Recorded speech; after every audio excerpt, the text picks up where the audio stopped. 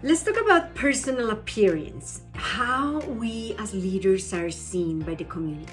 The first thing that you need to remember is that we have just one shot for the first impression. First impression is just one, and it takes 8 seconds for people to see you, scan you, and have an idea about who you are. So don't play that easy with that. And according to the research, I am going to talk about 2 books that I'm loving so far. One is called Becoming Bulletproof, highly recommended, and the second one is Executive Presence 2.0. I'm loving them.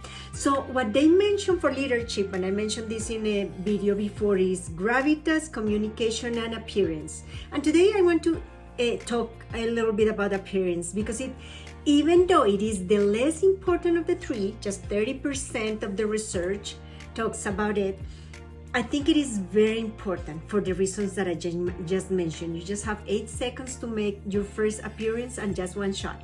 That's it. So let's have in mind a couple of things that these books mention. The first one is, it is very important being polished. What do I mean by that? It is that you are wearing clean, iron clothes, that your shoes are shiny, that your nails, you are taking good care of your nails, your skin, your hair, all of that. And that comes from the research of many presidents that was done of the appearance of many presidents and people of power. The second piece that is important to understand is, after COVID, all that idea of appearance changed a lot. It got more flexible, yet there are elements that are still in place, like that one. The first one, being polished, being impeccable groomed, taking care of the color of your hair, your nails, your makeup. One of the things that said, because of course this is more focused on women, we are in the center of all the attention, is not having enough makeup is criticized, but having too much makeup is really criticized. One of the things that is really criticized is the big eyelashes and the big eyebrows are really criticized. So careful with that. Or whatever called too much the attention for people to distract them from your whatever you are telling them, the message. That's interesting. For instance, I know that many women and men these times love Botox and love all of that. Be careful, because when it is too much, that will distract, as a leader, will distract the attention from the message into what do you have in your face? What is happening there? I want to understand. Is it your eyelashes? It is your lips too big? What is going on there?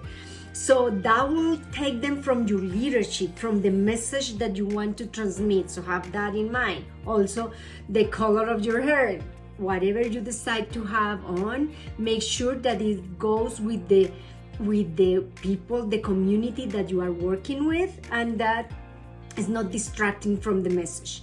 The other piece is having your hair organized, and for men, clean and tight and really well taken care of. For women, exactly the same.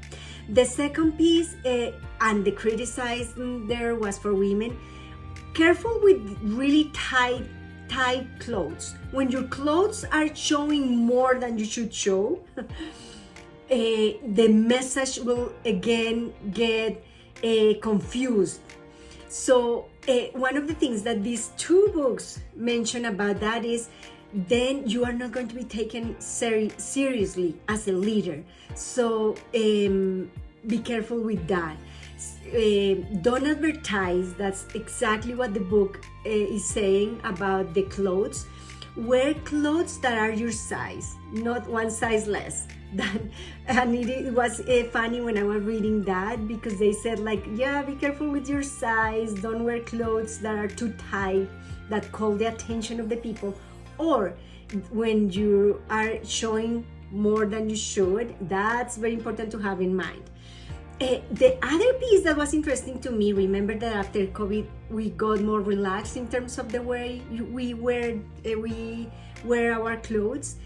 yet being really careful with how you present yourself is very important. So the other piece is being fit and vigorous, meaning, and there was a big criticism about people who doesn't take care of their bodies in terms of being fit and vigorous. Was said in these books shows that you have energy, that you are not lazy, that you are not lacking confidence, that you are self-disciplined and emotional stable. So those are the things that the research is saying about taking care of your body in general, of the way how you eat in front of others. It doesn't matter how do you eat when you are at home, but in front of others, and taking care of looking vigorous and looking fit.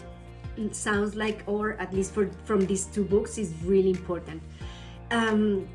Remember also that the way how you show up, the way how you present yourself, if you look confident instead of clueless, instead of lost, it is very important. The way you talk, the way you look at the people, the way, there is another thing that is interesting that I was reading this book and I saw it in an event last week, and it was interesting as the way that you eat and how the gum, how you play with when you are chewing gum.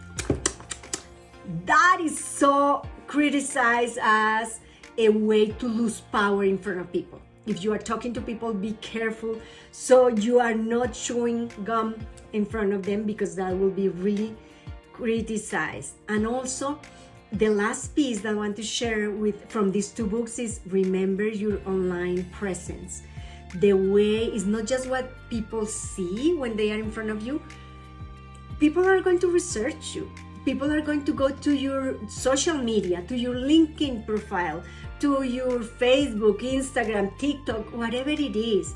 So if they see you all the time drinking, all the time with wine, with glasses, that's the image that you are sharing, that you are giving to the people. So think twice when you are going to post something, because you are deciding how do you want people to see you. These are some interesting things about these two books, highly recommended. Becoming Bulletproof and Executive Presence 2.0, to have in mind in terms of appearance, another piece that is important. I'll see you in the next video and I'll let you know about the next book. Bye.